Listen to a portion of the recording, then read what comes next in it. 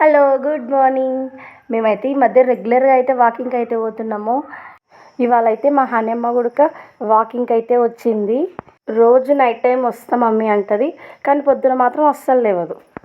ఇంకా రోజు పొద్దున వాకింగ్కి పోయేటప్పుడు ఇంకా మా అత్తమ్మ వాళ్ళకు అంటే మా మామయ్య తోటి ఇంకా వాళ్ళకు వీడియో కాల్ చేసి ఇంక రోజు అయితే మాట్లాడుకుంటూ అయితే పోతాము.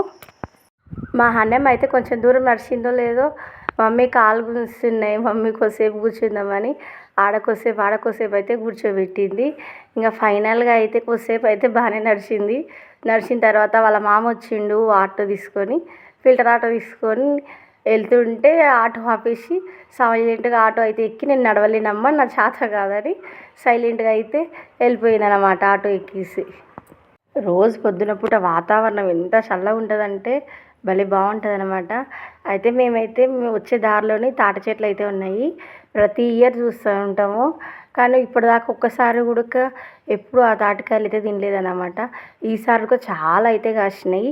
మీరు కూడా ఈ ఇయర్ తాటికాయలు టేస్ట్ చేశారో లేదో కామెంట్ చేయండి.